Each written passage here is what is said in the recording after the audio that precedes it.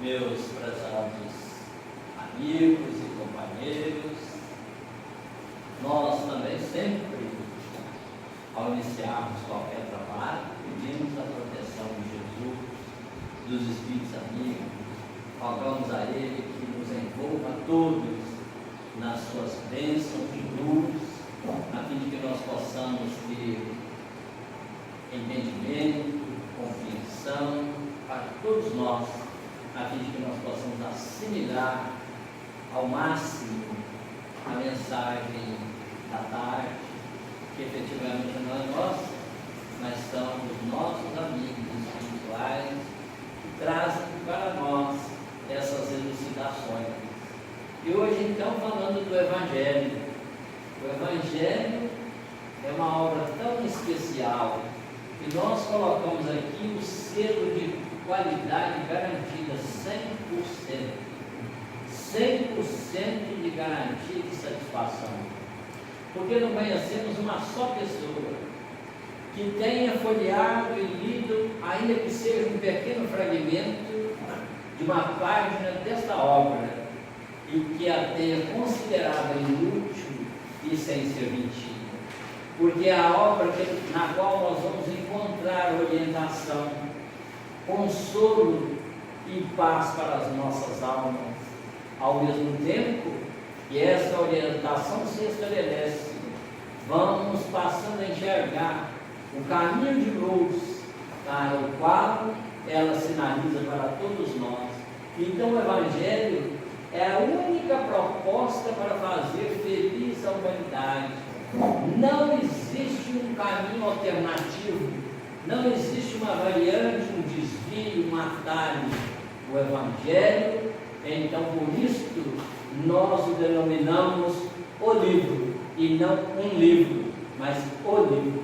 Se Jesus é o caminho e não um caminho, mas o caminho, também o Evangelho é o livro de orientação para todos nós. E quando nós falamos do Evangelho segundo o Espiritismo, a gente começa a relatar alguns fatos que aconteceram, tanto naquele período que antecedeu o seu lançamento, quanto também um mês depois. E a gente vai verificar que esses fenômenos são extremamente interessantes. Nesta comunicação, ou nesta reportagem que Allan Kardec escreveu, e que depois foi encontrada na sua mesa de trabalho na Sociedade Parisiense de Estudos Espíritas, e depois os amigos vieram a compor o livro Obras Póstumas. Então, esta notícia foi acrescentada ali no Obras Póstumas como apêndice de Obras Póstumas. Mas ela fala de um fato extremamente interessante, quando Kardec nos diz: fenômeno de clarividência, Paris, 20 de outubro de 1863. A senhorita V, que é natural de Lyon, é dotada de uma notável segunda vista, podendo observar os espíritos sem que estejam sonambulizados, como também é capaz de descrever com precisão os fatos que se desenrolam à distância.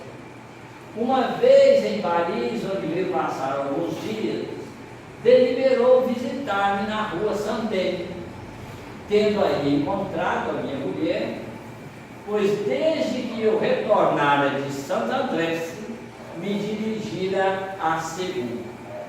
Gente, vamos situar aí geograficamente esses lugares que Kardec fala, porque ele havia se deslocado anteriormente para Santo André, que está lá no norte da França, bem na foz do rio Sena. Ele foi fazer um tratamento de saúde, e de lá retornando, ele passa por Paris, onde deixa a sua esposa Amélie, e ele vai para Cebu. Cebu era um lugarejo que estava situado no sul da França, perto de Toulouse, a 657 quilômetros de Paris. E essa distância é muito importante para a gente avaliar. Então, Kardec está a 657 quilômetros de Paris. Ele não disse o que ele iria fazer lá nesse local, seguro. Não informou, nem a Amélie sabia em que ele estava trabalhando. E ele foi para lá exatamente para ter tranquilidade, calma, porque estava à frente de uma obra muito grande que ele estava organizando. Então, as duas, a senhorita e a Amélie, começam a conversar. E a Amélie diz para essa moça: uma vez que não podeis avistar-vos com meu marido, que ele muito lamentará, não poderias transportar-vos em espírito e vê-lo? Aí, por um instante, recolheu-se a senhorita e disse: sim, vejo-o, acha-se num aposento muito iluminado no pavimento térreo. Há ali 3 janelas. Gente, o que era uma coisa incomum.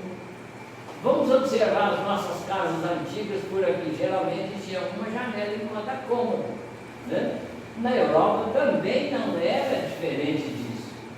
Mas, excepcionalmente, esse local onde está o Kardec tem 3 janelas naquele pavimento térreo, naquele cômodo onde ele se encontra, o que era uma coisa assim que não era muito comum. E ela começa então a descrever: olhe como tudo é alegre, a casa circundada por jardins, por toda parte árvores e flores, tudo respira calma e tranquilidade. Ele está sentado próximo a uma janela trabalhando. Está cercado por uma multidão de espíritos que lhe conservam a boa saúde. Alguns há que parecem muito elevados e o inspiram. Um deles especialmente parece ser superior a todos os demais, sendo-lhes objeto de deferência. Quem seria esse espírito tão elevado, superior a todos aqueles que ali se encontravam? Nós, quando lemos em cartas e crônicas do nosso irmão Humberto de Campos, ele tem uma crônica, uma mensagem especial intitulada Kardec e Napoleão. Quando ele narra uma reunião que acontece no mundo espiritual na noite de 31 de dezembro de 1799. Então ele diz: nas esferas superiores da espiritualidade, no seio da latinidade. Então acontece essa reunião para marcar a entrada significativa do novo século. E quem estaria aí nessa reunião?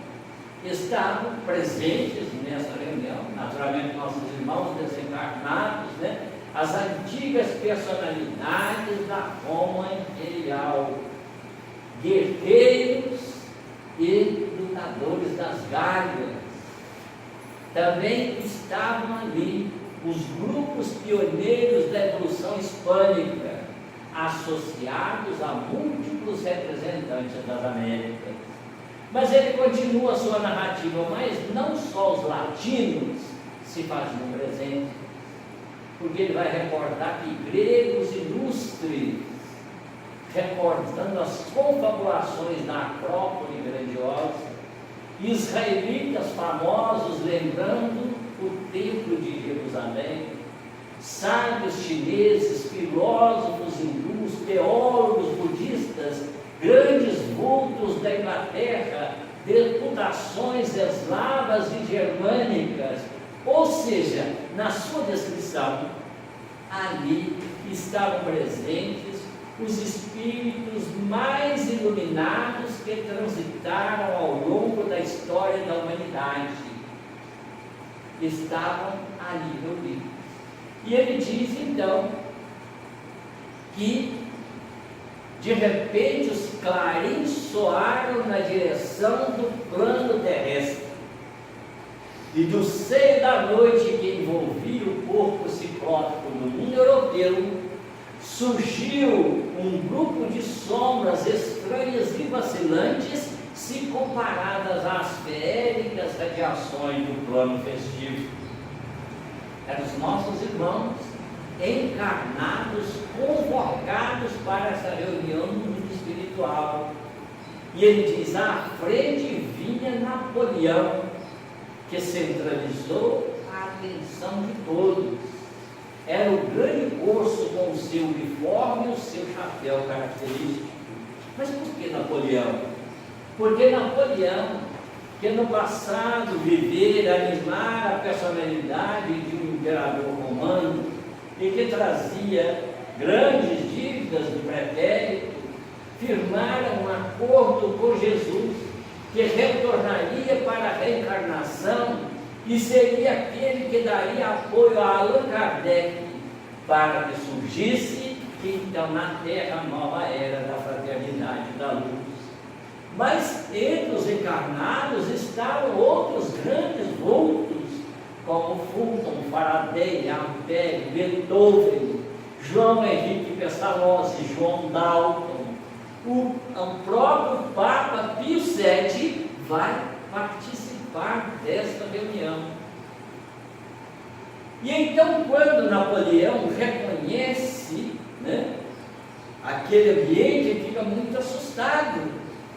Mas de repente, para o seu maior susto, diz Humberto de Campos, os clarins soaram na direção do mais alto, e de imediato uma estrada de luz, semelhante a uma ponte levadiça, baixou dos céus, dando passagem a inúmeras estrelas, que, tocando o solo do delicado castelo, transformavam-se em seres humanos mimbados de luz.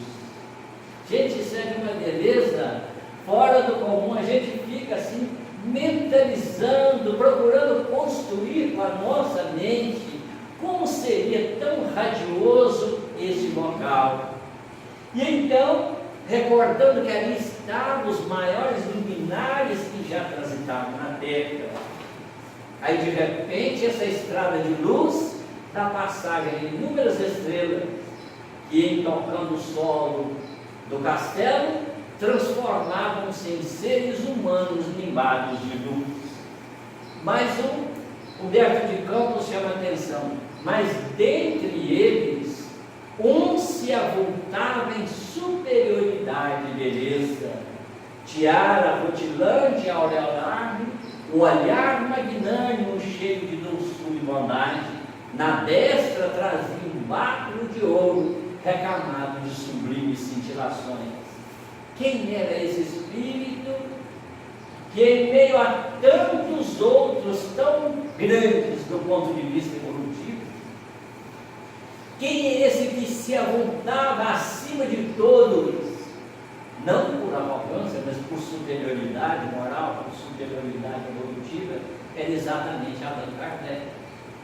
É Allan Kardec, inclusive, que vai tomar Napoleão em seus braços e vai conduzi-lo de volta para a ligação com o corpo físico.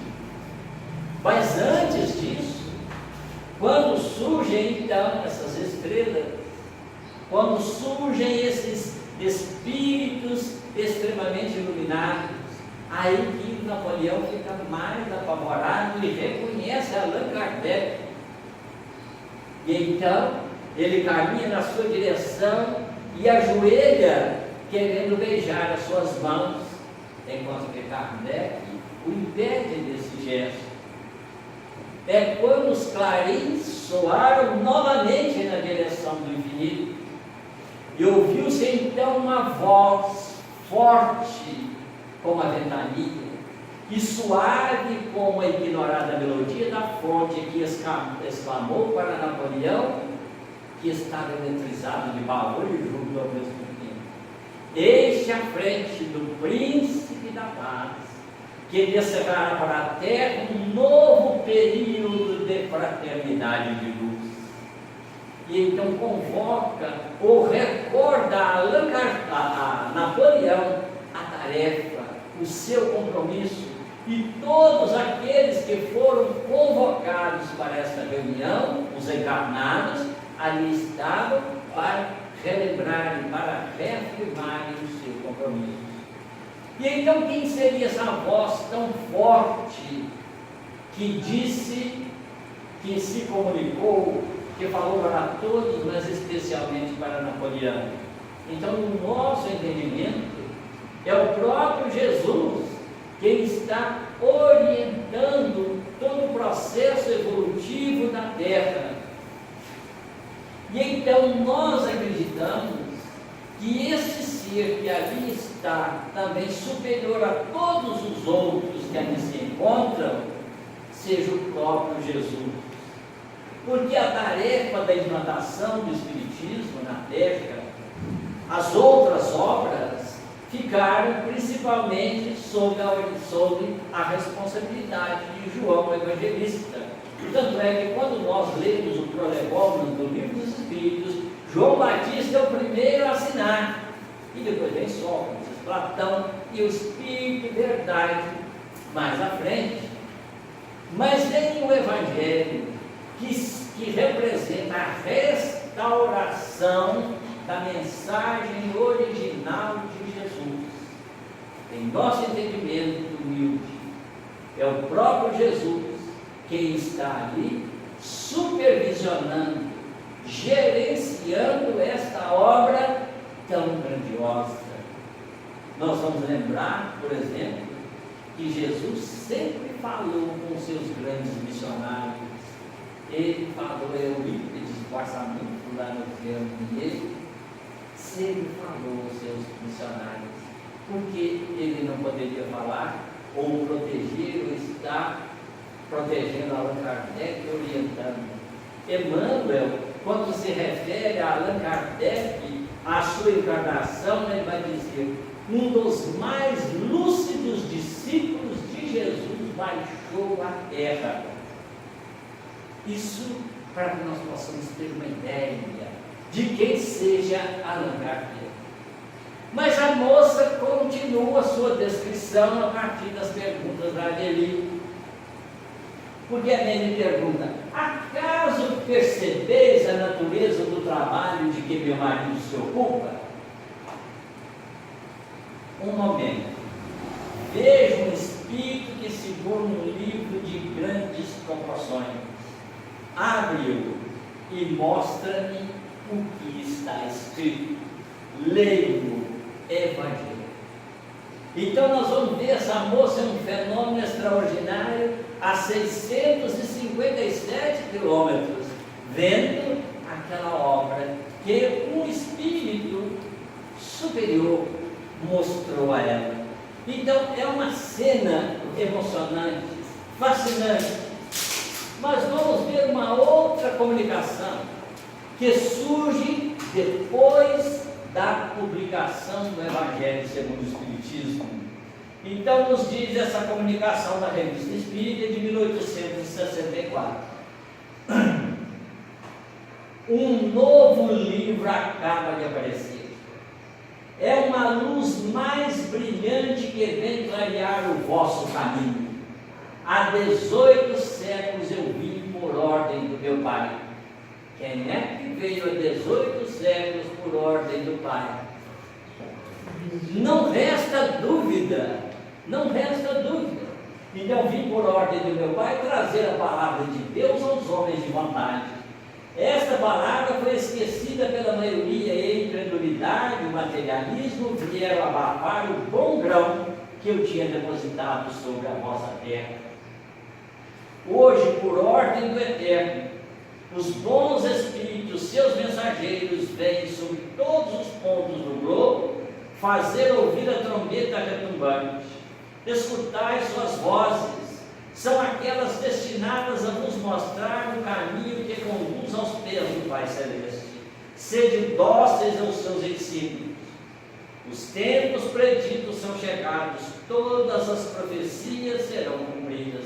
Há várias moradas na casa do meu Pai. Eu lhes disse há 18 séculos. Gente, que mensagem tão importante! Essas palavras o Espiritismo veio fazer compreendê-las. E vós, meus bem-amados, trabalhadores que suportais o ardor do dia, que credes que éramos lamentar da injustiça da sorte, bendizei vossos sofrimentos, agradecei a Deus que vos dá os meios de quitar as dívidas do passado, orai não dos lábios, mas do vosso coração melhorado, para vir tomar na casa de meu Pai a melhor morada, assinado o Espírito de verdade. Então, não ficou nenhuma dúvida de que é Jesus quem se expressa. Mas por que Allan Kardec não disse que era Jesus? Evidentemente ele recebeu recomendações.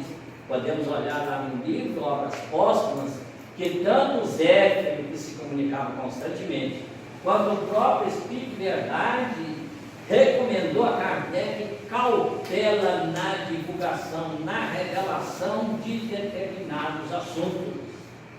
Então, por isso é que ele não disse. Porque, mesmo com toda a humildade de Kardec, que nós sabemos que ele tem, é uma característica da sua individualidade, mesmo assim foi atacado de todas as formas. Imagine se ele dissesse que ele era um missionário de Jesus, um missionário do Cristo, aí a Europa acho que se transformava numa guerra de vez. Então, prudência foi recomendado a ele. Então, esse Evangelho, ele é o tesouro das nossas vidas. O principal objetivo que deve ele representar para cada um de nós. Jesus já acelerou: onde estiver o vosso tesouro, aí também estará o vosso coração.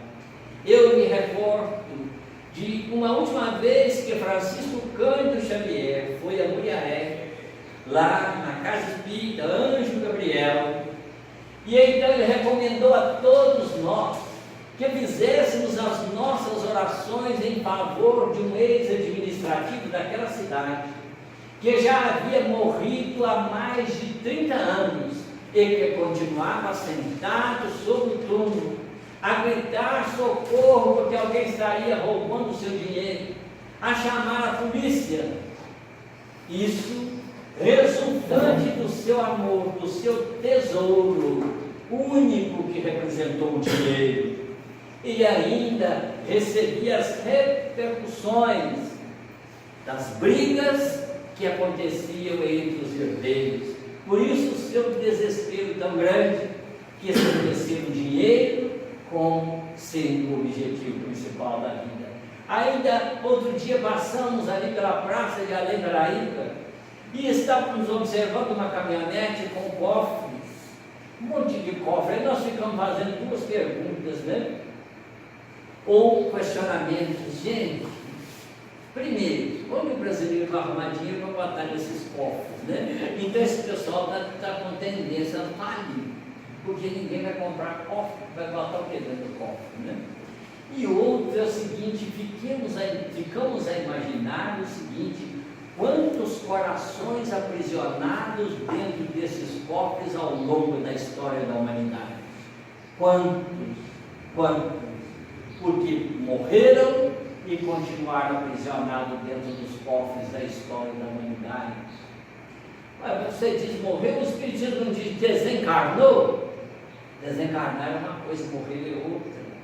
Aquele nosso irmão lá da cidade de Muriaé, ele havia morrido, mas não havia desencarnado, porque ele continuava preso ainda aos restos mortais, embora eles já estivessem praticamente dissolvidos, mas ele estava ali afixado, pregado, algemado nos seus restos mortais.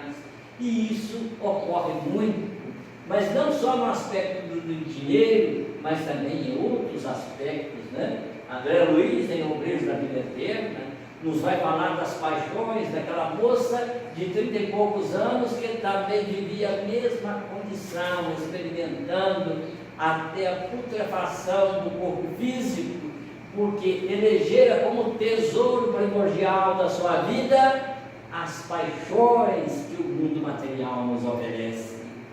Então, amigos, por isso é que nós afirmamos que o Evangelho é um tesouro primordial de nossas vidas. É esse tesouro primordial. Então, Evangelho é uma palavra que vem lá do grego. Como é que surgiu essa palavra? No início, significava gorjeta que se dava àquele que trouxesse uma boa notícia. Mas com o passar do tempo, Evangelho passou a significar a própria boa notícia, ou a própria boa nova. Então é esse o significado da obra. E nós podemos dizer o seguinte, que o Evangelho, ele é um complemento, um detalhamento da terceira parte do Livro dos Espíritos. Porque inicialmente Kardec pensava que todos nós somos levados ao esquecimento, né? Então Kardec pensava que o Espiritismo seria só ciência e filosofia. Mas no momento que começa a propor sobre a inspiração dos luminares, dos mensageiros do Cristo, quando ele começa a fazer a proposta das questões que vão compor a terceira parte do Livro dos Espíritos, o Livro dos Espíritos é dividido em 4 partes. Da questão de número 1 a 75, que fala das causas primárias ou causas primeiras. Da 76 até a 613, vai falar do mundo espiritual, do mundo espírita. Da 614 até a 919, vai falar das leis morais da vida. E, a seguir, até a 1019, são das esperanças e consolações. Mas quando Kardec propõe uma pergunta, por exemplo, como a 614, que inaugura essa terceira parte, e inclusive nós ficamos até fascinados diante da questão proposta, né? O que se pode entender por lei natural? Então, as leis naturais, ou lei natural, é a lei divina, a única capaz de nos levar à felicidade. É aquela que sinaliza para nós o que devemos ou o que não devemos fazer. E o homem só é infeliz quando dela se afasta. Então essa é a resposta dos Espíritos. Mas ele propõe a questão 621. E a gente fica imaginando, gente, depois da roda inventada, acabou a graça, né? Depois da onça morta, todo caçador é valente. Mas vamos ver quem teria a cuidade para propor essa pergunta. Onde estão escritas as leis de Deus? Hoje está fácil, né? Mas naquele tempo ter exatamente esse raciocínio de interrogar onde estão escritas as leis de Deus. E se nós não conhecêssemos o Livro dos Espíritos, a doutrina espírita, nós iríamos responder, está na Bíblia, ou está no Alcorão, está no Bhagavad Gita, no Sena Vestar, no livro tibetano dos mortos, no livro egípcio dos mortos, nós iríamos dizer qualquer coisa desse tipo. Mas o que é responder os luminares? As leis de Deus estão escritas na consciência. E na questão 625, o Kardec vai perguntar, né, qual é o ser mais perfeito que Deus nos ofereceu para que pudesse servir de guia e modelo? E a resposta é a mais curtinha dentre as 1019: Jesus. Jesus. E é de fato Jesus, o homem ideal para o mundo ideal. Então por isso é que ele é o guia. E nós escrevemos mais: Jesus é a verdadeira inspiração divina em nossas vidas. Inspiração que se manifesta nas artes, nas ciências, nos tratados de ética, na resignação estoica dos mártires, nos trabalhos que se realizam com idealismo, nas expressões mais altas do amor. Então Jesus é este sol que aquece as nossas almas, que luariza os nossos sentimentos, que aclara as nossas consciências, que plenifica-nos o ser. Então este é Jesus, o modelo, o caminho para Deus, o caminho para o encontro com o Pai. Nascido na simplicidade de uma manjedoura, nos demonstra que não é o berço que ilumina a criatura, mas é a criatura que se auto-ilumina. E isso vai nos fazer lembrar as anotações de Mateus no capítulo 20, quando ele narra que a mãe dos filhos de Zebedeu fizeram uma proposta a Jesus, um pedido a Jesus, que os seus filhos, um se sentasse à direita e o outro à esquerda.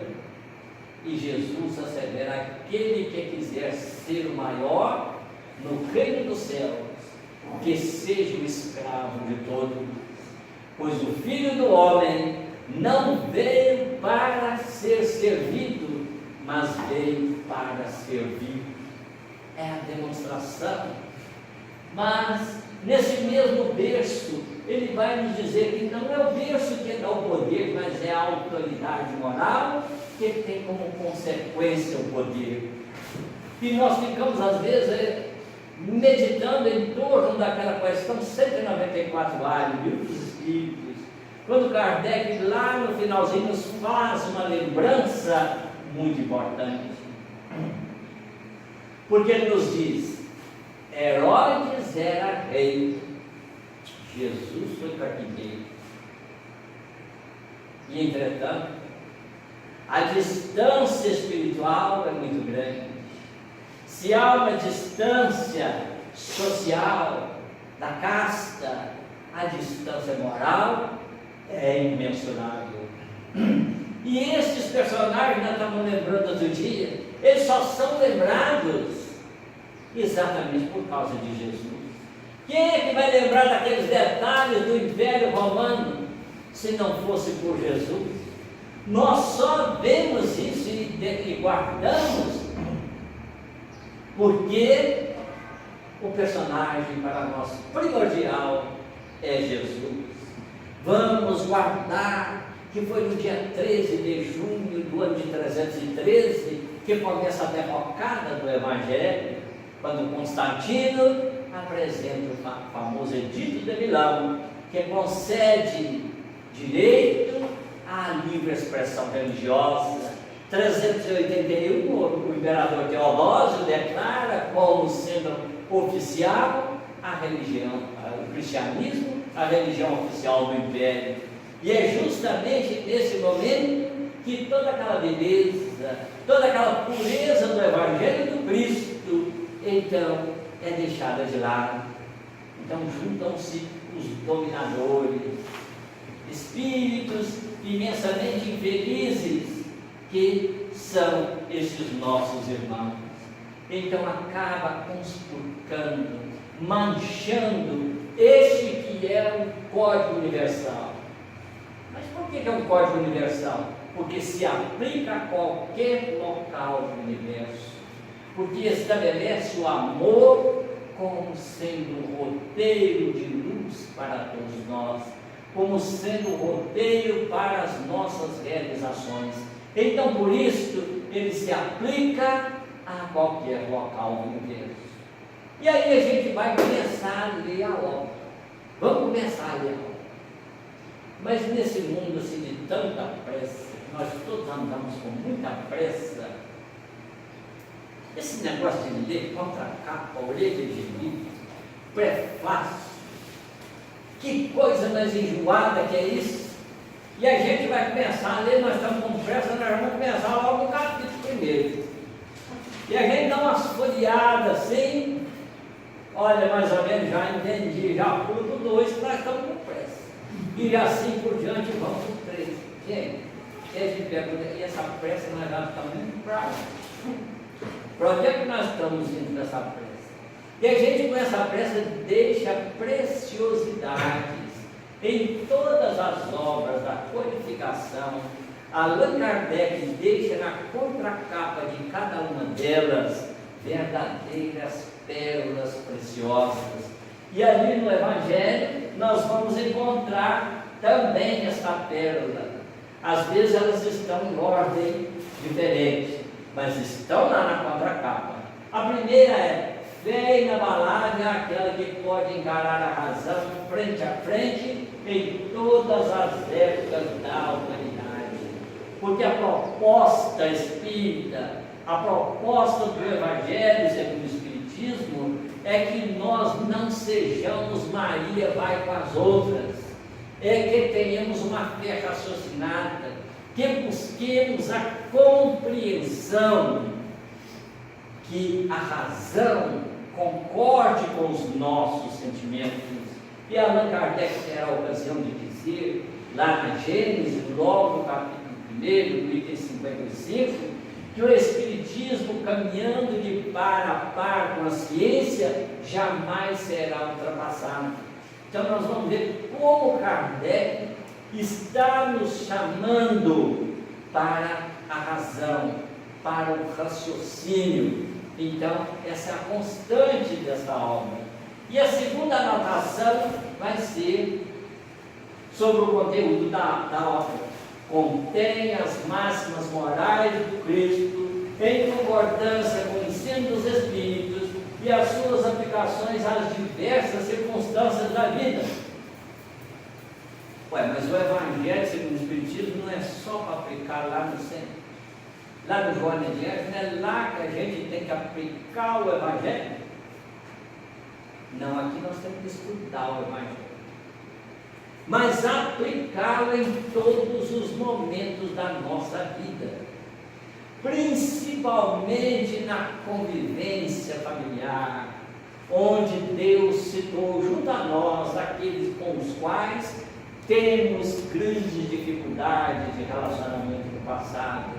É aquele filho difícil, aquele pai pirracento, aquela mãe ranzinza, a irmã fofoqueira. Então, estamos todos juntos. É a hora de nós aplicarmos o Evangelho. Aplicar o Evangelho diante daquele nosso vizinho que não nos dá sossego, momento algum. Aplicar o Evangelho, fazendo a caridade, ouvindo aqueles, às vezes, que tem tanta necessidade de falar, né, diante de uma sociedade que caminha às corridas, ele não tem com quem falar. Emprestar o ouvido, envolvê-lo com os sentimentos do nosso coração, visitar os nossos irmãos em estado de dificuldade nos hospitais, nos orfanatos, nos asilos. Então, todos esses momentos é o momento de aplicar o Evangelho no nosso trabalho, cumprindo com honestidade as nossas obrigações, pagando os nossos impostos em dia.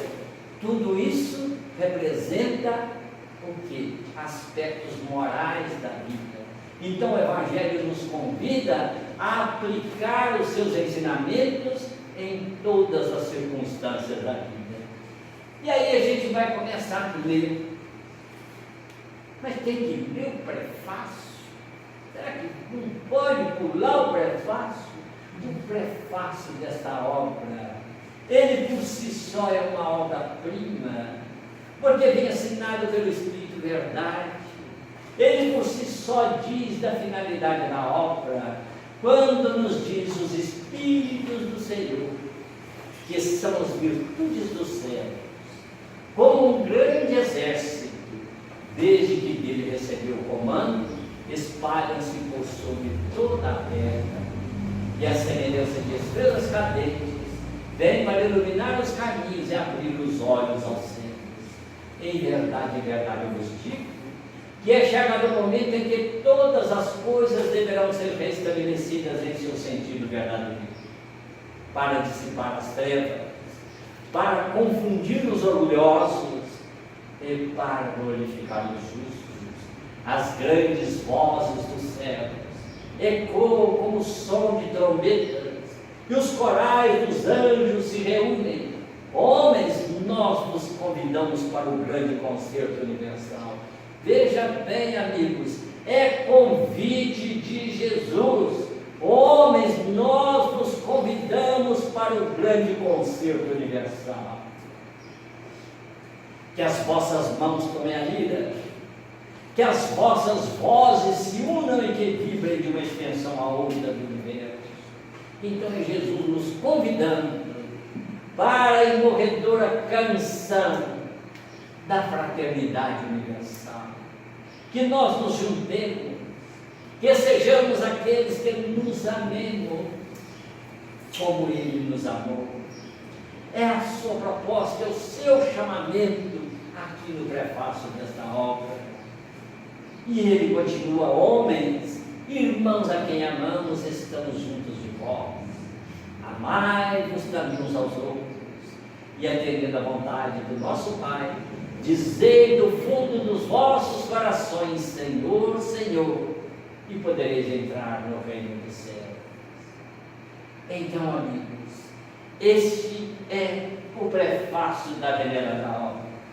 Logo em seguida vem a introdução. Mas, gente, tem que ler a introdução?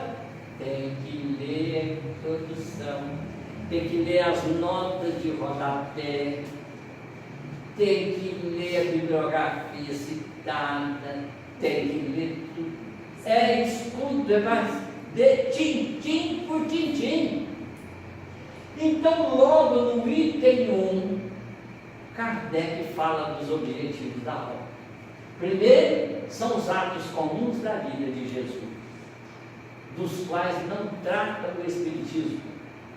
Não importa se Jesus era preto, branco, vermelho, amarelo, não importa. Se ele usava terno, se usava um manto, se andava descalço ou se tinha sandálias, não importa. Não importa se ele teria um corpo fluídico ou um corpo de carne. Aliás, quantos irmãos lutam, brincam, discutem, ficam de mal, discutindo em torno do corpo de Jesus.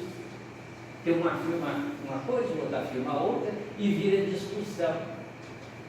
E como nós somos desequilibrados, não sabemos discutir com proveito, ficamos de mal, brigamos. Aí a gente fica sem imaginar: será que esses nossos irmãos não leram a introdução do Evangelho segundo o Espiritismo? Porque lá na Gênesis, no capítulo 15, Kardec vai falar outra vez. Ele não importa, ele não quer discutir sobre o corpo de Jesus. Não é esse o objetivo da doutrina espírita. Aí vem o segundo, são os milagres. E a gente sabe que os milagres não existem. Por isso não trata de milagres no Espiritismo.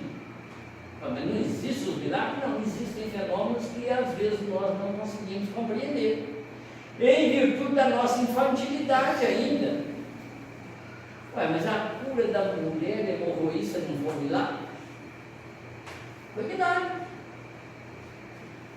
Como é que é isso? E aí nós começamos a analisar. Jesus conhece o pensamento de todos nós, um por um. Será possível? Sim, Jesus sabe perfeitamente o que cada um de nós está pensando. Por isso até que ele recomendou orar e vigiar os nossos pensamentos.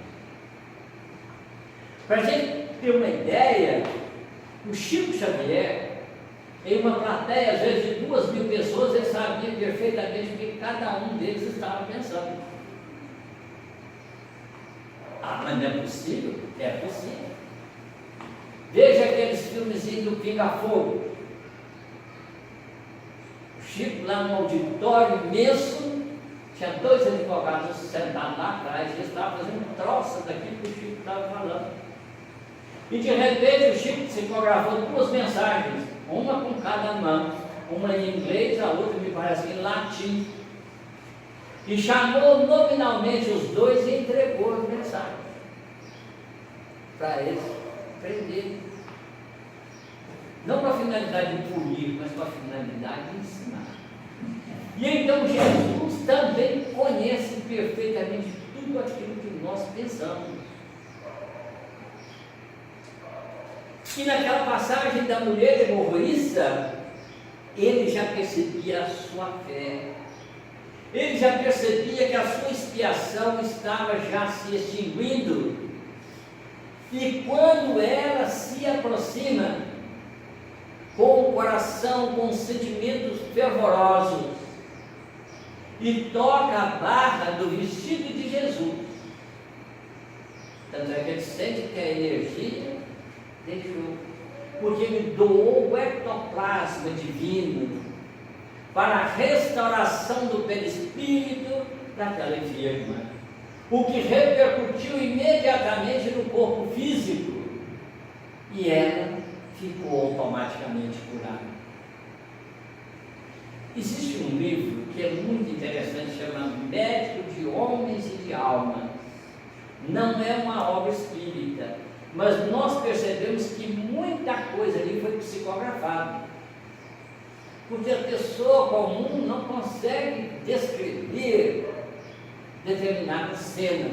Por exemplo, quando a mulher de Tibério, a Júlia, convida o Lucas para visitar o castelo. Era um convite assim, com segundas intenções, e sentou perto do Lucas. Aí, o que essa autora escreve? Ela pesquisou 40 anos para escrever esse livro. Então ela diz assim: apesar dos perfumes de Júlia, Lucas sentia cheiro de carne podre, porque a Júlia foi uma das mulheres mais devassas da história, e todo aquele aficionado pelo sexo tem cheiro de carne podre. Mas esse livro é maravilhoso, inclusive o seu título surge a partir do encontro de Lucas com Paulo, porque Lucas não conheceu Jesus, e então eles encontram no porto de Ostia, e o Paulo pergunta: o que você faz? Ele diz: eu sou médico. Então venha comigo, conheça Jesus, e você será transformado em médico de homens e de almas. Então, a partir daí, surge o título dessa obra maravilhosa. Mas há uma cena que é descrita. O Lucas também era aquele médico que só atendia gente pobre. Ele detestava os ricos. E num desses seus atendimentos, quando ele volta para casa já à noite, ele passava por um beco quando encontrou um homem que tinha o corpo totalmente coberto de feridas. E ele percebeu logo o que havia acontecido. Aquele homem era um leproso que havia fugido lá do Vale dos Leprosos, do Vale dos Imundos, porque ele não suportou a saudade da esposa e dos filhos. Então veio na calada da noite para pelo menos observá-los de longe, mas a esposa percebeu a sua presença e o denunciou, temendo pela sua vida e pela vida dos seus filhos. Então juntou-se uma pequena multidão armada de paus e pedras, perseguindo aquele homem para assassiná-lo, porque era proibido deixar o Vale dos Imundos. E o Lucas foi então tomado de profunda compaixão por aquele homem e da profundidade do seu ser. Ele fez uma prece com todo o sentimento, com toda a energia.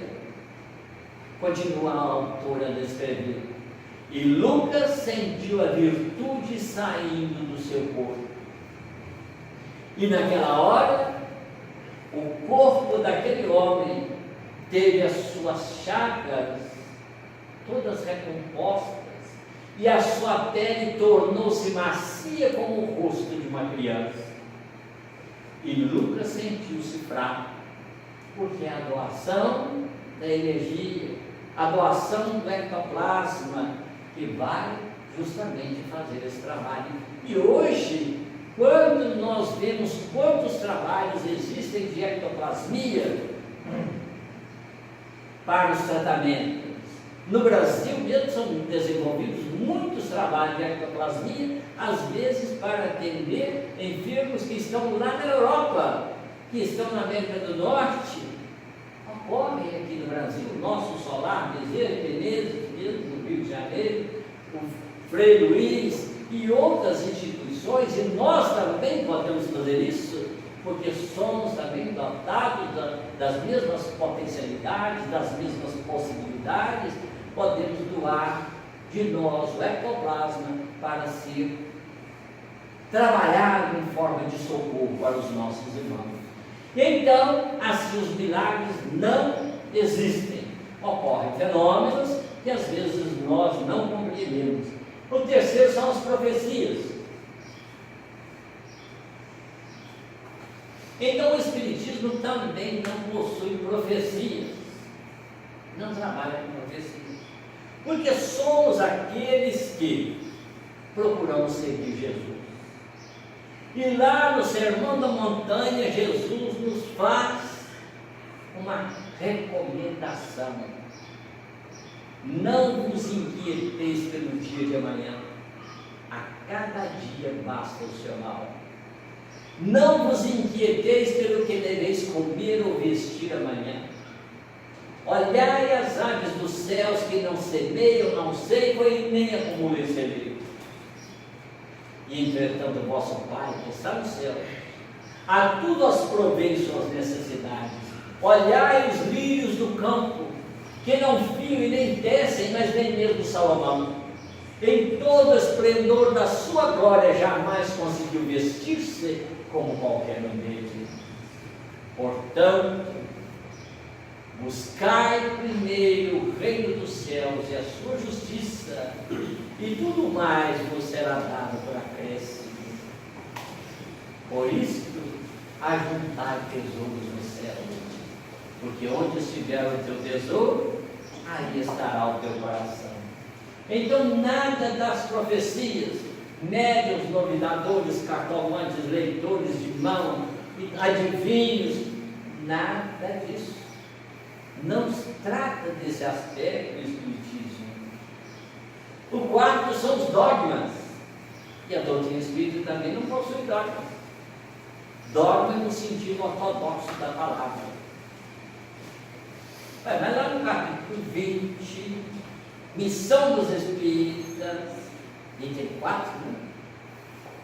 Lá está escrito assim a mensagem: e de pregai o novo dogma da reencarnação e da elevação dos espíritos, segundo tenham bem ou mal cumprido as suas tarefas e suportado as suas provas terrenas.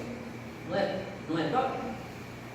Então é onde que é necessário que a gente faça a distinção. Este dogma é uma verdade já estabelecida pela ciência e também já deduzida pela lógica da filosofia. Então, nesse sentido, poderíamos dizer que 2 e 2 é igual a 4, isso é um dogma. É um dogma, porque é uma verdade irrefutável. Então, é nesse sentido. Mas aquele dogma ortodoxo, enfiado goela abaixo, que você não tem direito de discutir, não. Esse dogma não trata do Espiritismo. Aliás, nós já até falamos aqui que nós pegamos a mensagem do Cristo e fizemos uma confusão, porque somos nós mesmos que vivemos lá atrás, né? Não adianta a gente botar a culpa nos outros, foram eles, não, fomos nós mesmos. Esse tal mistério da Santíssima Trindade. Gente, que coisa complicada, são 3 pessoas, Pai, Filho e Espírito Santo. Mas ao mesmo tempo é uma só. Mas como é que é isso? Não, isso é mistério de Deus que você não pode saber. É proibido. Aí nós vamos procurando, né? De onde surgiu essa ideia? Aí vamos descobrir que foi Krishna que estabeleceu a Trindade Universal como sendo o pilar principal de apoio do brahmanismo. E segundo o Dr. Paul Giguier, Krishna nasceu no dia 18 de julho do ano de 3228 antes de Jesus. São decorridos 5.000 anos Até que Kardec vem esclarecer para nós a questão 27 do Livro dos Espíritos. Quando ele interroga os imortais, existem então dois elementos gerais do universo, o princípio inteligente e o princípio material, e os Espíritos respondem, primeiramente Deus. Deus, Espírito e matéria constituem a Trindade universal. Aí, graças a Deus, agora eu entendi. Agora eu pude compreender a Trindade universal, mas foram 5 mil anos que nós marchamos como cegos, né? Por causa desse tal modo. E a quinta angulação são os ensinamentos morais de Jesus. Sim, esses é que são objeto desta obra. São esses ensinamentos morais. E Kardec vai anotar em seguida, diante desse código divino, a própria incredulidade se curva. E nós, lendo o Evangelho, aí nos lembramos de uma mensagem que estava rolando aí pelo Zap, que uma senhora, viúva, mãe de diversos filhos, em grande dificuldade, ligou para uma emissora de rádio para pedir ajuda. Então um dono de mercado, que era ateu, materialista, chamou 2 dos seus funcionários, escuta, vocês vão atender essa senhora, leve essa caminhonete de mantimento para aquela senhora. Agora, quando ela perguntar quem mandou vocês ir, foi o diabo. Se vocês não responderem assim, vou colocar todos os 2 no olho da rua, vou mandar embora, todos os 2. Aí foram os 2 funcionários. Levaram a caminhonete e tal, e chegaram lá no endereço, e a senhora só agradecia, estão descarregando, foi ainda até que descarregou tudo. E eles ficaram aflitos, né? Porque a dona não perguntava de jeito nenhum quem é que tinha mandado. Aí eles não resistiram e perguntaram, a senhora não vai perguntar quem é que mandou isso para a senhora? Ah, meu filho, não vou perguntar não, porque quando Deus manda, até o diabo obedece. Então, e é verdade, né? É verdade. Então, diante desse código divino, a própria incredulidade se curva. Gente, isso é fascinante. É terreno onde todos os cultos podem reunir-se, estandarte sobre o qual podem todos colocar-se, quaisquer que sejam suas crenças, jamais se constitui em matéria de disputas religiosas.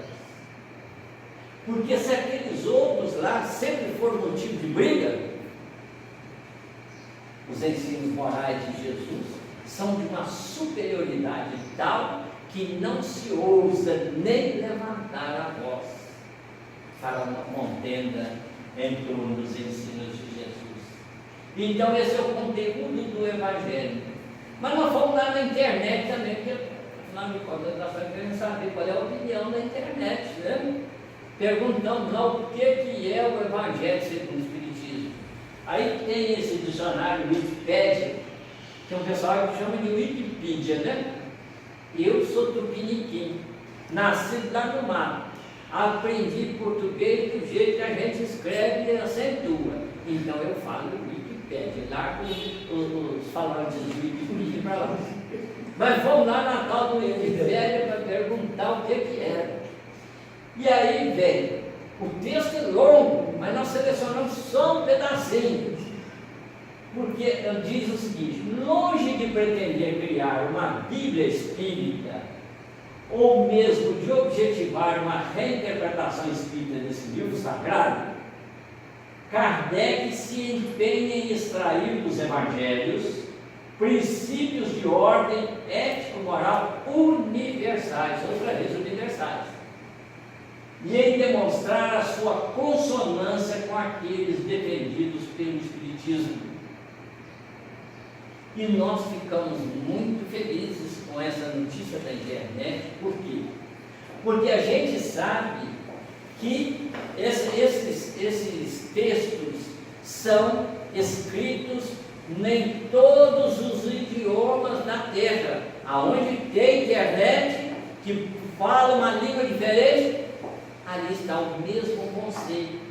Então, essa descrição do Evangelho segundo o Espiritismo está na Alemanha, no Japão, na China, nos Estados Unidos, o mesmo para todos nós. E isso é muito importante, porque vai esclarecendo as pessoas, vai diluindo os preconceitos que ainda existem, para que possa então o Espiritismo ser o futuro das religiões, como diz o nosso Herculano Pires, que o Espiritismo, que as religiões não, o futuro das religiões não é o Espiritismo, mas sim o Espiritismo é o futuro das religiões. Falei errado. O Espiritismo seria a religião do futuro. Não. O futuro das religiões é que é o Espiritismo. E a gente vai percebendo. Vocês sabiam, por exemplo, que o Papa João Paulo II, em diversas cartas internas, memorandos que ele enviava para os cardeais, para aqueles que eram subordinados, em muitas vezes ele citava que ele estava constantemente em comunicação com os espíritos. E hoje, principalmente o livro dos Espíritos, deve ser mais estudado pelos católicos do que por nós, os espíritas. Eles estudam profundamente. Nós estávamos descrevendo para um irmão, um padre, o que ocorre durante uma missa. Ele falou assim: me empresta o livro. Eu falei: empresto. Aí um dia vinha a Paraíba do Sul e havia ali o livro Libertação, do André Luiz Bebê, escrito uma igreja católica, dizendo que ele, inclusive, que eu não devia convencê-lo a tornar-se espírita, mas que ele continuasse a ser o pastor das ovelhas que Jesus confiou a ele. E ele ficou todo feliz com aquele livro esclarecedor, né? Então, meus amigos, nós podemos dizer com Humberto de Campos que a obra mais sublime de Allan Kardec foi a reedificação da esperança de todos os infortunados e de todos os infelizes do mundo no amor de Jesus Cristo. Realmente, se nós pensarmos, hoje as coisas são muito fáceis, mas ao tempo de Kardec, para que era usada a religião? A religião era usada para torturar, para matar, para extorquir, para subjugar as pessoas. Era para isso que era usada a religião. E nós, então, começamos a perceber o que representa o Espiritismo, principalmente naquele momento histórico.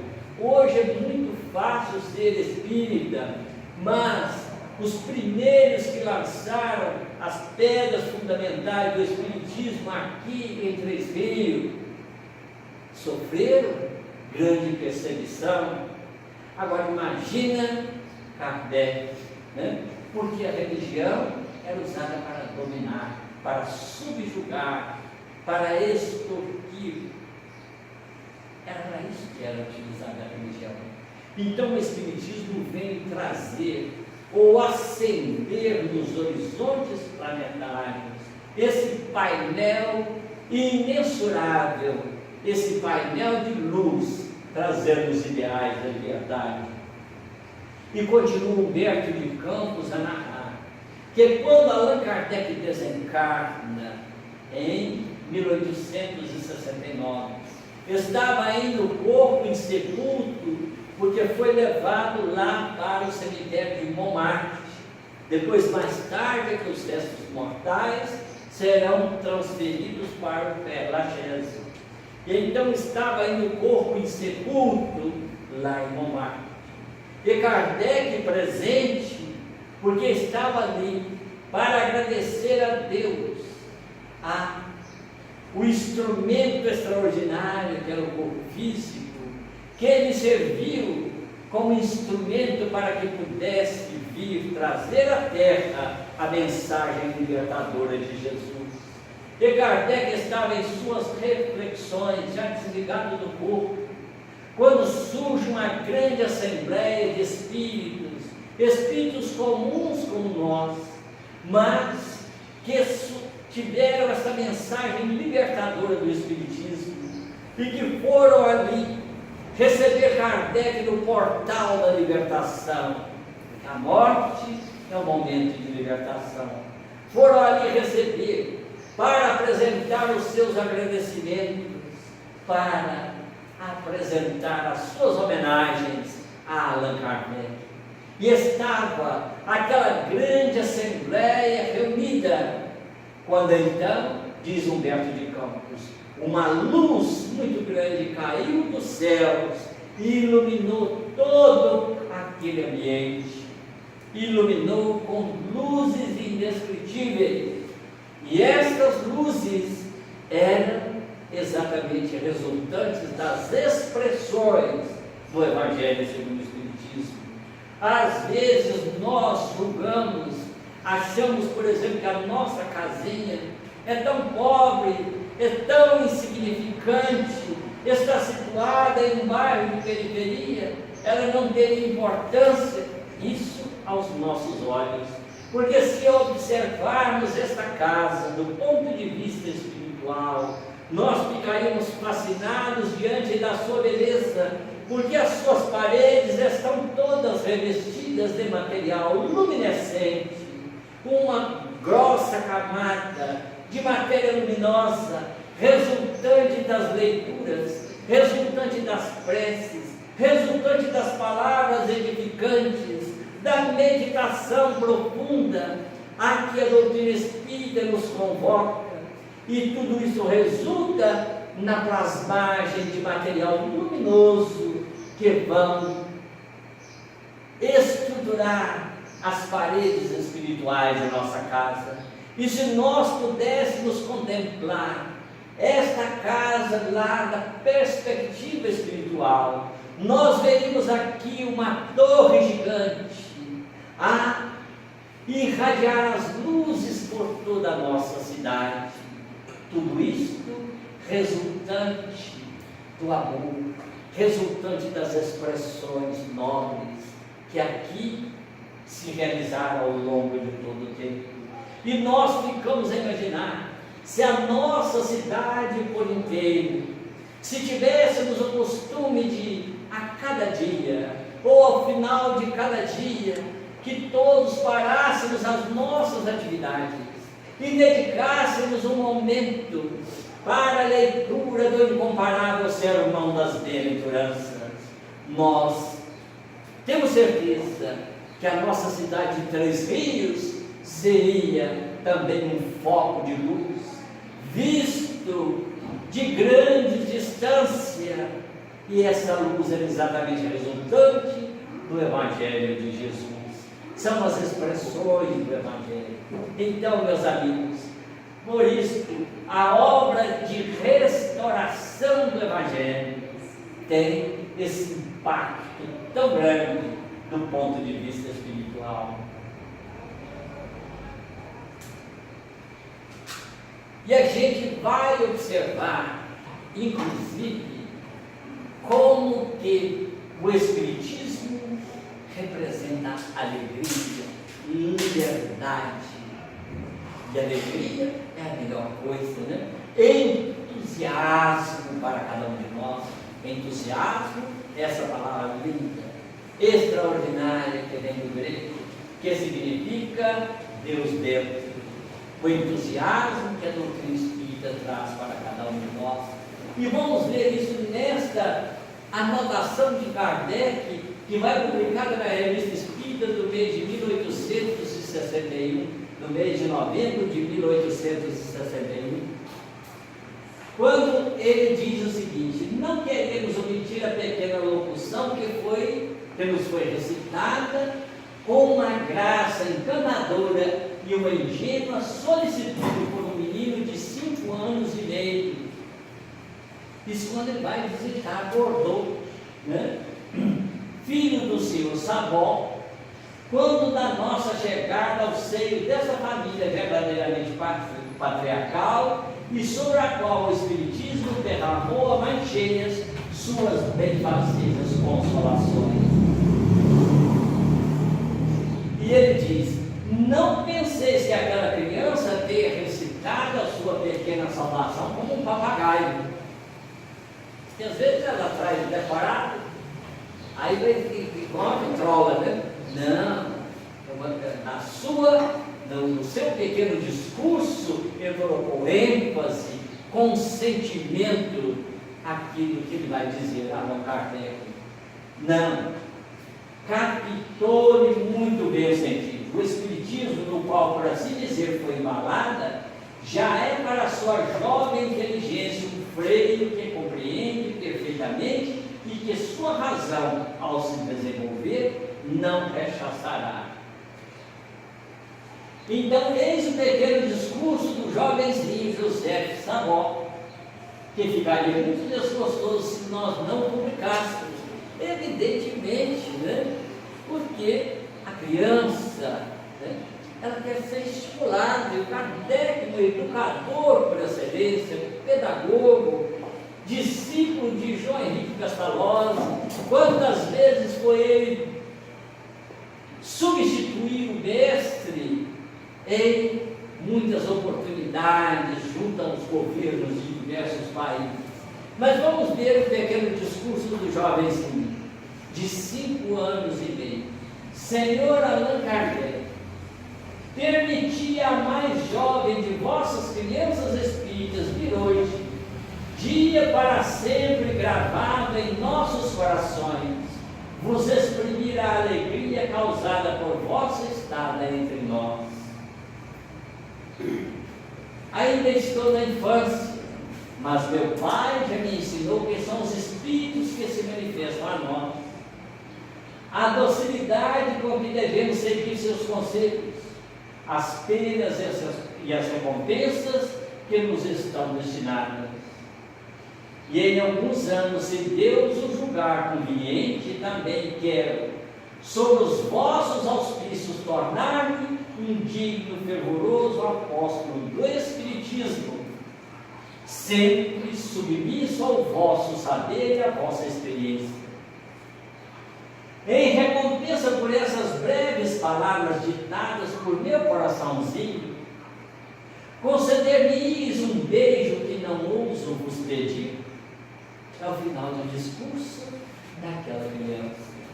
E nós ficamos a imaginar da elevação desse espírito, embora aprisionado em corpo juvenil, mas que vem expressar a sua gratidão a Allan Kardec, que vem reverenciar o grande mestre leonês, que vem prestar esta homenagem tão singela. Imagine nós recebendo um discurso desta natureza. Que graça, que ternura desta criança, que sentimento de gratidão. E é isto aquilo que nós devemos ter para com a doutrina espírita. A autoridade da doutrina espírita, controle universal do ensino dos espíritos. Se o espiritismo fosse produto do ensino de um só homem, argumento Kardec, ele teria só a opinião daquele homem, só daquele homem. Pois, mas Einstein poderia codificar a doutrina espírita, o homem mais inteligente do século XX. Vamos ver se ele seria capaz mesmo. Ele entendia de física, de matemática, mas será que entenderia de química, de biologia? Será que se dessemos uma enxada para o Einstein, abrir uma bala aqui para colocar um tubo aqui na rua, será que ele seria capaz? Será que ele seria capaz de fazer um arroz perfeitamente como uma dona de casa faz? Então quer dizer que o seu conhecimento é específico.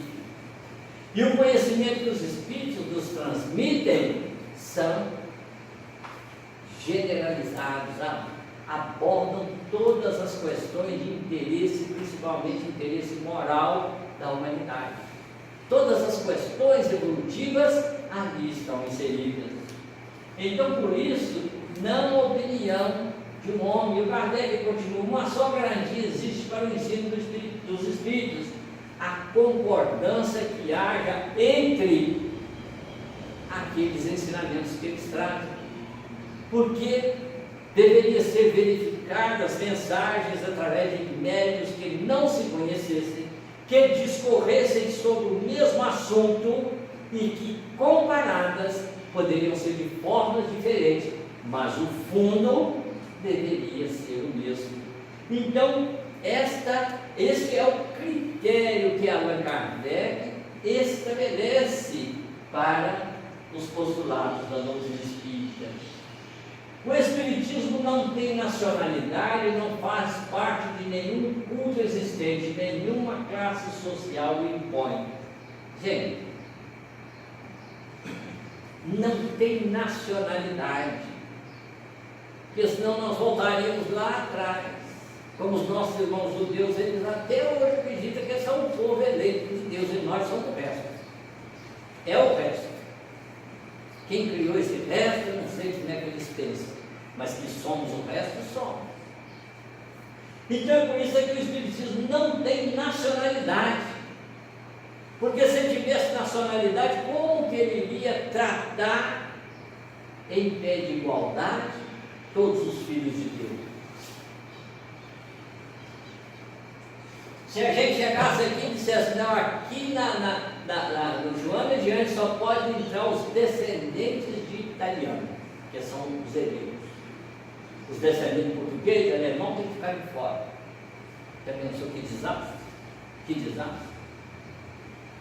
Não faz parte de nenhum culto existente, claro, é um processo renovador, é uma revolução. Apesar do Espiritismo não trazer nenhuma proposta moral nova, mas ele vem restaurar aquela que é a original, aquela que é de Jesus. Nenhuma classe social impõe. Já pensamos, por exemplo, se o Livro dos Espíritos tivesse um patrocínio lá da fundição do São José? E aí, sabe como é que é? Quando a gente vai estudar o Livro dos Espíritos, vamos estudar a doutrina espírita, diversas vezes nós sentimos a nossa orelha queimando, né? Que puxa com força. Porque não com o sentido de nos castigar, mas com o sentido de nos mostrar o caminho certo a seguir. E nós vamos descobrindo os nossos erros, na medida que nós vamos descobrindo os nossos erros, então a gente fica até envergonhado diante deles, mas é para nós falar deles. Meteu pau nos nossos erros. Vai eles fica desmoralizado, aí eles ficam com vergonha demais, vão tudo embora. Essa é a parte. E então, se a fundição do São José patrocinasse a doutrina espírita, na hora que chegasse na página onde o São José vê os seus interesses materiais contrariados, essa página não pode ter, rasga essa fora. O que nós iríamos fazer? Repetir a mesma coisa que fizemos na Idade Média. Mesma coisa. Então, por isso o Espiritismo é livre, não pertence a nenhum homem. Mesmo que se queimasse todos os livros espíritas, o Espiritismo não morreria, mesmo porque ele não está na Terra, mas ele pertence ao mundo espiritual. Então o Espiritismo não está vinculado. Qualquer pessoa pode receber instruções de seus parentes e amigos já nem todo. Então, quando Kardec escreve isso, isso traz um impacto muito grande. Por quê? Acabou com a religião comercial, né? E se ia de encontro ao comércio religioso. Qualquer um pode falar com Deus, não precisa de intermediário, não precisa de procurador, não precisa de despachante. Aí sim nós vamos voltar à mensagem original de Jesus, quando ele nos disse que quando nós quisermos falar com o Pai, o que ele recomendou? Recolha-se ao silêncio do teu aposento, e em secreto se dirige ao Pai, e em secreto ele vos atenderá. Não é isso? Então a doutrina espírita vem restaurar. Então qualquer um de nós, cumpre seja assim, para que ela possa conduzir todos os homens à fraternidade. Nós vamos perceber como é que essa introdução do Evangelho segundo o Espiritismo é tão extraordinariamente rica, e que às vezes nós perdemos. Os espíritos superiores, em suas revelações, não atacam as grandes questões da doutrina, senão gradualmente, à medida que a inteligência se mostra apta a compreender verdade de ordem mais elevada. E quando as circunstâncias se revelam propícias à emissão de uma ideia nova. Gente, a gente vai observar a humildade de Allan Kardec. Então ele vai dizer que até hoje a doutrina espírita não foi totalmente revelada em todo o seu aspecto. Ele nunca vai dizer eu sou o dono da verdade, ou a doutrina espírita é a expressão única da verdade universal. Nunca o Kardec vai dizer isso, mas sim ao contrário, caminhando de par em par com a ciência, o Espiritismo será sempre atual, sempre atual. É uma proposta de humildade.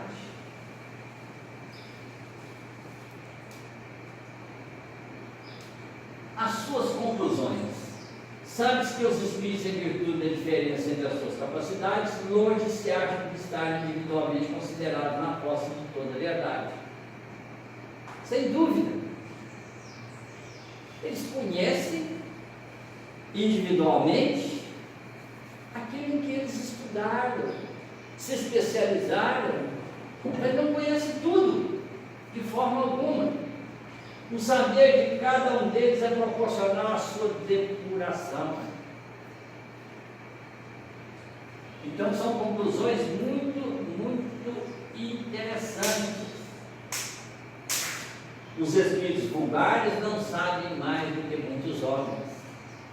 Então por isso é que o Kardec nos recomenda, o livro dos médiuns é quase inteiro uma recomendação para que nós possamos, diante das comunicações, examinar, submeter ao crivo da razão. Ué, mas eu recebi uma mensagem ensinada Bezerra de Menezes. Eu vou analisar o conteúdo da mensagem. O doutor Bezerra não vai ficar aborrecido, não, de maneira alguma, ele vai ficar muito feliz, porque vai constatar que estamos estudando a doutrina espírita para não sermos realmente Maria vai com as outras, e ele vai ficar feliz da vida, porque nós estaríamos analisando a sua mensagem, submetendo-a ao crivo da razão. Então isso é muito importante. Kardec também vai nos falar das notícias históricas. Imagina nós lá atrás, na aula de catecismo, os escribas, nossa, que negócio de ser de comer, isso é uma arma, que negócio é esse, né? Então Kardec faz uma coletânea de termos existentes dos evangelhos e dá o seu significado de acordo com o contexto histórico e social daquela época. E isso é muito importante, porque a gente vê como as palavras mudam de significação. Década de 60. Se nós chegássemos perto de uma menina e falássemos assim, mulher, qual era a conotação que tinha? Que seria uma mulher de má vida, não é? De má vida. Hoje nós chamamos uma menina de mulher, é um elogio. Olha quantos anos passaram, uma mixaria de tempo, né? E como que mudou a significação para nós desse termo. Então por isso é que é necessário foi necessário que Kardec colocasse todos esses aspectos, toda essa descrição ou essa tradução para nós do que significavam determinadas palavras. E então com isso nós vamos descobrindo que a grande sabedoria do grande pedagogo, do grande missionário de Jesus, para nos esclarecer até o limite das nossas possibilidades.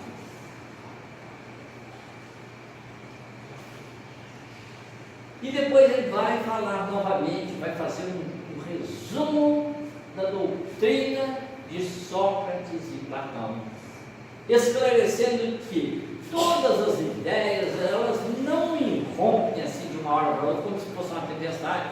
Há sempre os precursores, há sempre aqueles que virão na frente para preparar o caminho. Assim aconteceu também com o cristianismo, que teve como predecessores não só Sócrates e Platão, mas a presença de Jesus na terra já era prevista há muitos e muitos séculos atrás.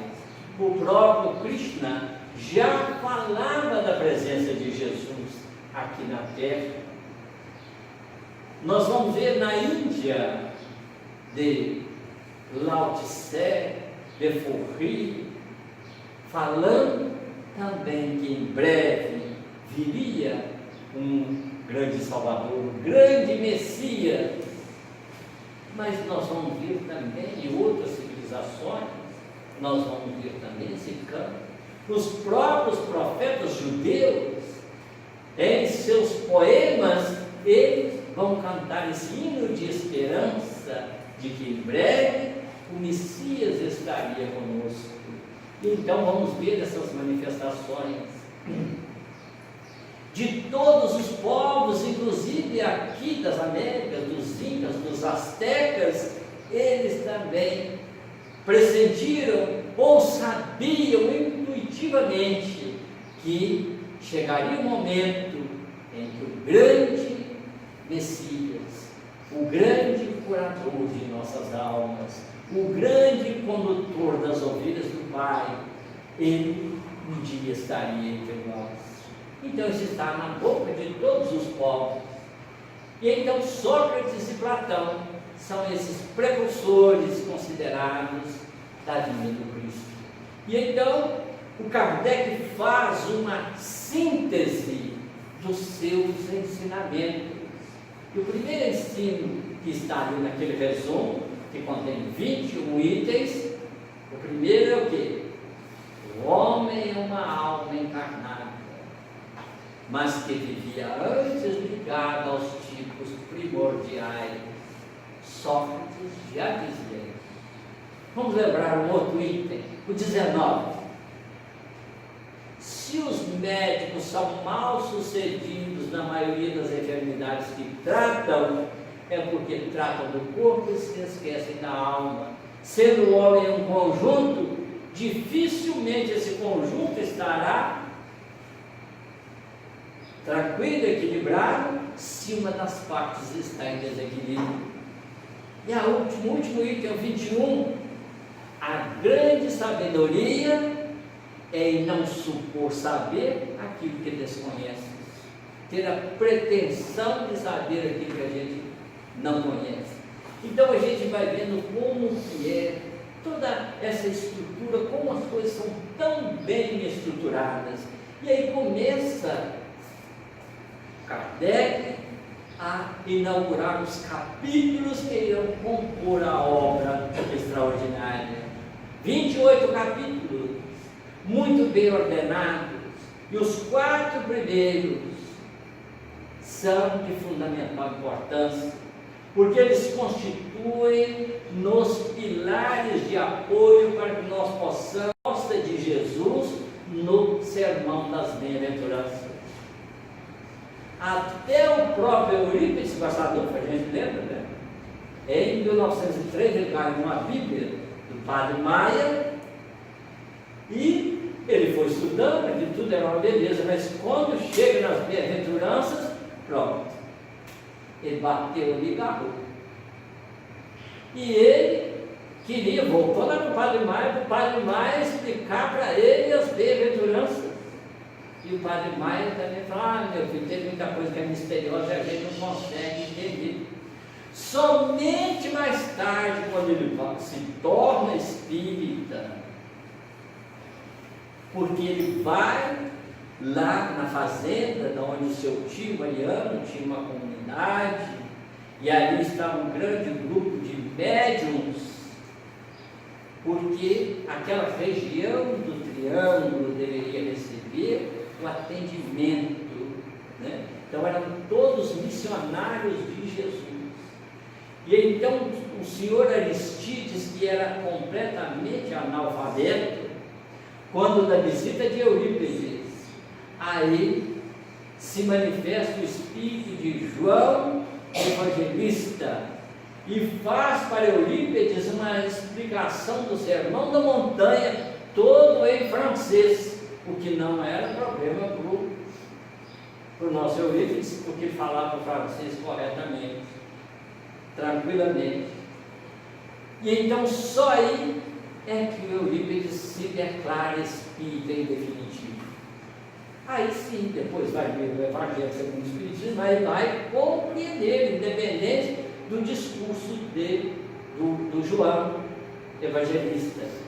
Então, meus amigos, Kardec organiza de uma maneira muito coerente, coloca os 4 primeiros capítulos de maneira que nós venhamos a compreender as bem-aventuranças, que vai iniciar no capítulo 5, né, que nos fala: bem-aventurados os aflitos, fala das nossas dores, das nossas dificuldades, e ele faz um ligeiro interregno, uma ligeira parada, porque ao falar das nossas dores, enquanto nós vertemos as lágrimas de arrependimento, ele nos apresenta ou reapresenta Jesus no capítulo 6, o Cristo Consolador, que vem secar as nossas lágrimas, que vem alargar os horizontes da esperança para todos nós.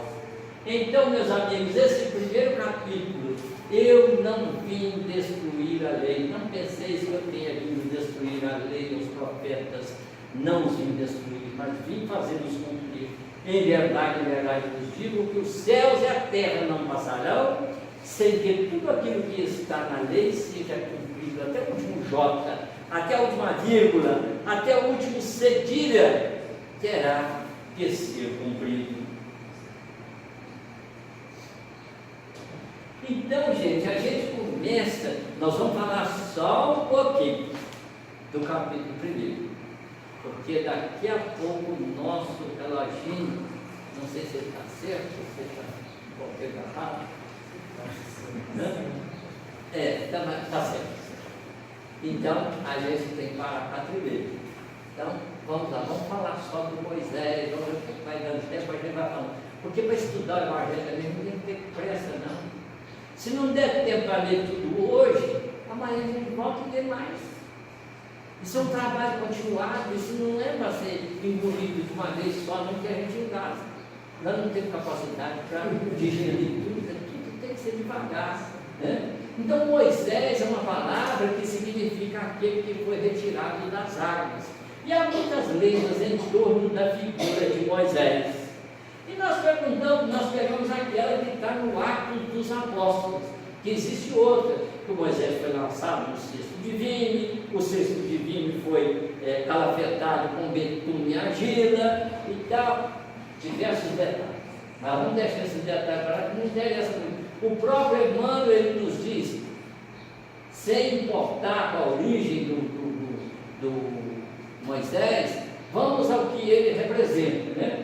Então, nesse tempo nasceu Moisés, era muito formoso, foi criado 3 meses em casa de seu pai, e sendo enjeitado, tomou a filha do faraó e o criou como seu filho. E Moisés foi instruído em toda a ciência dos egípcios, e era poderoso em suas palavras e obras. Quem eram os egípcios, gente?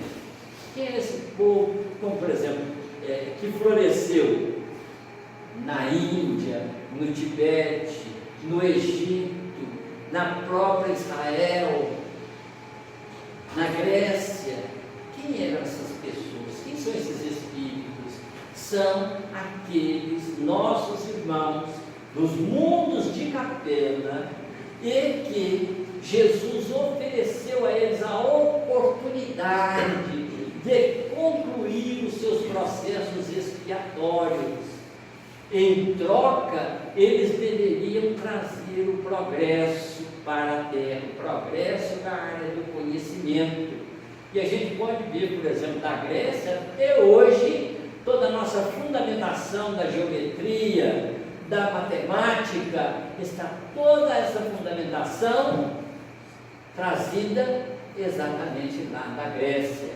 Mas nós vamos lembrar que até o próprio Pitágoras também foi iniciado no Egito. Iniciado em quem? Em conhecer as verdades da vida espiritual. E então, o Moisés, sendo também um missionário de Jesus, ele vai encontrar junto à princesa Termutes, que era a filha do faraó, que era uma pessoa de um coração extremamente bondoso. A caridade estava no objetivo primordial da sua vida, porque era um espírito evoluído. Então é esse espírito evoluído que vai iniciar Moisés no conhecimento dos chamados mistérios, que hoje para nós não são mais mistérios, né? Que o Kardec os desvelou de uma vez por todas. E então, né? O Kardec, ele vai nos fazer ver o quê? Que na lei mosaica há dois aspectos, né? A lei de Deus, promulgada no Monte Sinai, e a lei civil ou disciplinar, decretada por Moisés. Porque o código total das leis mosaicas consta de 613 leis. Então, os 10 mandamentos e mais 603 leis civis que Moisés promulgou e deu também a elas o caráter divino para que aquele povo rebelde, insubordinado, pudesse aceitar e respeitar. Então eles respeitavam muito mais pelo medo.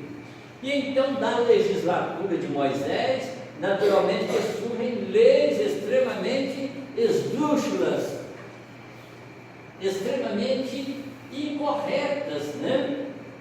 Então, primeiro, mas nós quando vamos ler o Evangelho segundo o Espiritismo, existe ali, logo quando fala do primeiro mandamento, tem na nota de rodapé uma nota que a FEB escreveu em 1947 e juntou a todas as edições do Evangelho segundo o Espiritismo. Ela consta. Então, iniciando, justamente para chamar a nota que está ali, então vamos dizer, lembra-se o primeiro mandamento. Eu sou o Senhor vosso Deus, que vos tirei do Egito, da casa da servidão. Não tereis diante de mim outros deuses estrangeiros. Então vamos ver a nota da fé. Allan Kardec cita a parte mais importante do primeiro mandamento e deixa de transcrever as seguintes frases: porque eu, o Senhor vosso Deus, sou Deus zeloso, que pune a iniquidade dos pais, dos filhos, na terceira e na quarta gerações daqueles que me aborrecem, e uso de misericórdia até 1000 gerações daqueles que me amam e guardam os meus mandamentos. Continuando, nas traduções feitas pelas igrejas católica e protestante, essa parte do mandamento foi truncada para harmonizá-la com a doutrina da encarnação única da alma. Onde está na terceira e na quarta gerações, conforme a tradução brasileira da Bíblia, a Vulgata Latina, mudaram o texto para até a terceira e quarta gerações. Compreenderam a sutileza das palavras? Então Deus pune, segundo o ajuste que se fez para conformar com a doutrina da unicidade das vidas, né? Que Deus, o Pai erra, aí Deus pune o filho, o neto, o bisneto, o tetraneto. E até hoje esse arquétipo está entre nós. Quantas vezes nós vemos até os espíritas comentando isso? pai pintou 7. Agora, para pagar a língua dele, está o filho dele aí, vinculado ao crime organizado. A mãe era faladeira lá. A filha dela, o que aconteceu? Para pagar. Gente, ninguém paga a conta de ninguém. Nós pagamos a nossa conta particular, a conta é nossa, né? E, então, de acordo com essa ideia lançada, e é muito oportuna essa nota da velha, Deus estaria castigando os filhos para pagar os erros dos pais, e castigando os netos e assim por diante. Então, esses textos truncados que aparecem na tradução da Igreja Americana, na Católica de Figueiredo, na Protestante de Almeida e outras, tornam monstruosa a justiça divina, e realmente monstruosa, né? Pais, pois que filhos, netos, bisnetos, tetranetos, inocentes, teriam de ser castigados pelo pecado dos pais, avós, bisavós, tetravós. Foi uma infeliz tentativa de acomodação na lei da vida única. Realmente não tem significado. Na primeira e na segunda gerações, como contemporâneos de seus filhos e netos, o espírito culpado ainda não reencarnou. Mas na terceira e quarta gerações ele já está de volta, né?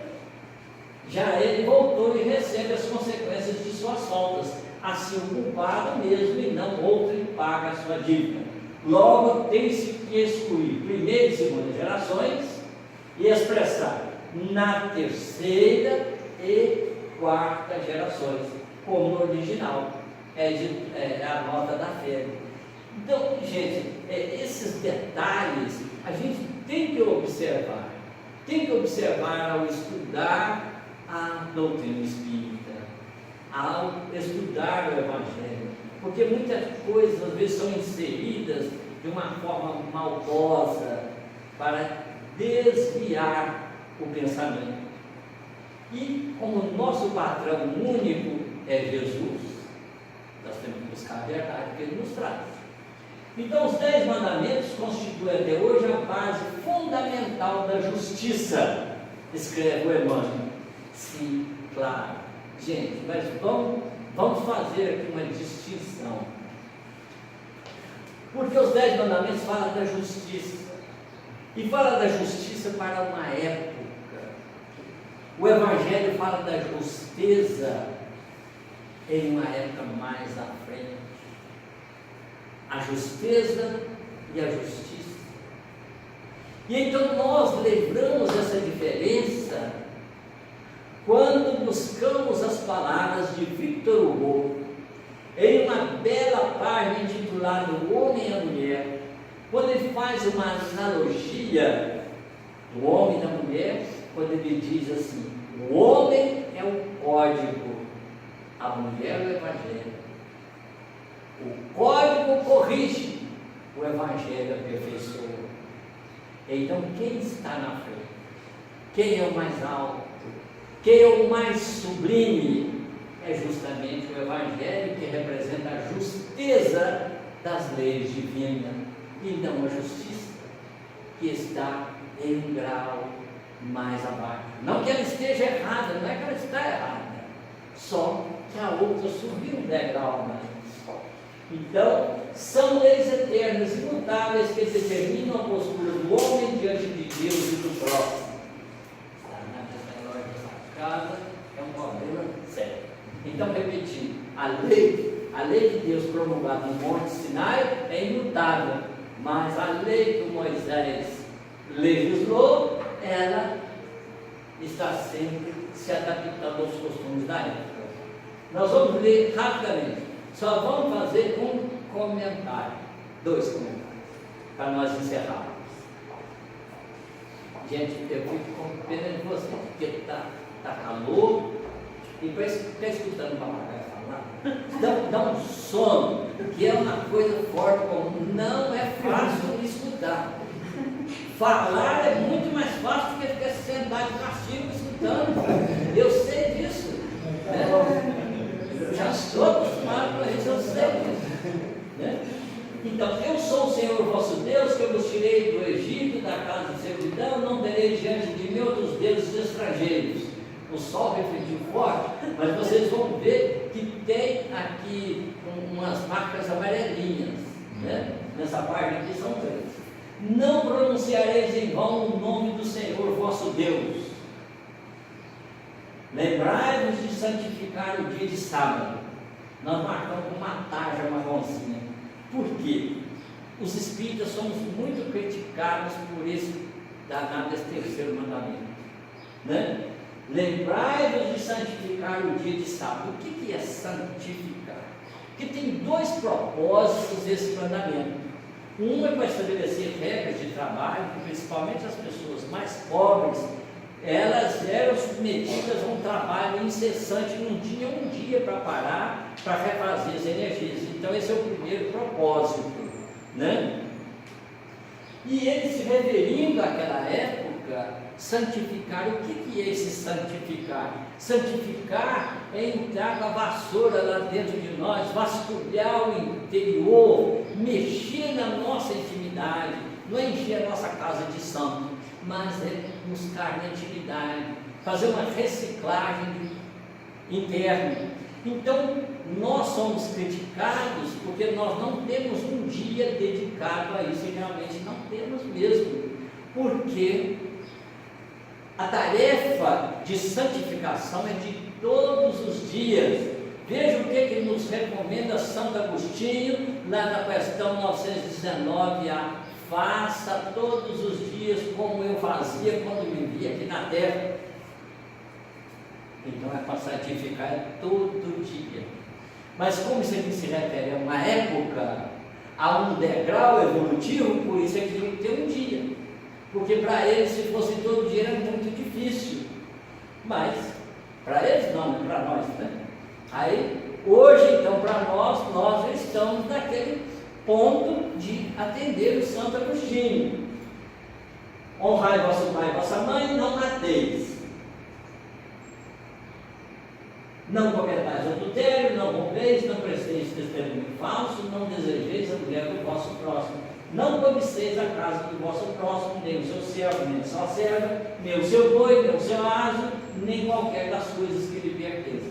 Nós reparamos quantas vezes o amarelinho pintou? 8 vezes. 8 vezes. Em 10 mandamentos, 8 proibições. 8 proibições. Porque a lei era de contenção. Tinha que ser rígida, proibido. Como que você domina a fera? Contendo. Como é que você vai aplicar a vacina no boi que é benefício para ele? Você tem que botar ele dentro do troco. Então é proibido sair para os lados, para você aplicar a injeção. Não é isso? Então essa é uma lei de contenção. Por isso que tudo era proibido, está baseado na proibição. Agora veja a diferença de Jesus. Ele não nos proibiu nada, ao contrário, ide e semeai as estrelas do Evangelho nos corações dos homens e nas pátrias do mundo. É uma dinâmica totalmente diferente. E ele vai sintetizar tudo o que existe nesta lei em 2 mandamentos, exatamente conforme descreve Mateus lá no capítulo 22, versículos 34 a 40, quando o doutor da lei interroga: mestre, qual é o maior mandamento da lei? Amarás ao Senhor teu Deus de todo o teu entendimento, de toda a tua energia, de toda a tua alma. Esse é o primeiro e maior mandamento. Mas há um segundo que é semelhante ao primeiro: amarás ao teu próximo como a ti mesmo. Aí está toda a lei de todos os profetas. A gente vai percebendo, né? Vamos condenar o nosso Moisés, mas ele se refere a uma época e Jesus se refere a um outro patamar. Ele está situado em um outro patamar. É isso que a doutrina espírita vai nos levar ao entendimento. Então, gente, eu quero agradecer muito o esforço que vocês fizeram para se manterem despertos, com essa paciência para suportar esse papagaio falador. Então agradecemos, agora agradecemos principalmente a Jesus, que possibilitou a todos nós que nós tivéssemos essa tarde, mesmo que de calor, mas que tivéssemos o conforto da sua presença, o conforto das vibrações santificantes de seu Evangelho. Então, ao encerrar o nosso agradecimento a Jesus, pedimos a Ele que nos envolva sempre, que nos mantenha sempre envolvidos na luz grandiosa do seu coração de amor. Muita paz. Que Deus nos abençoe.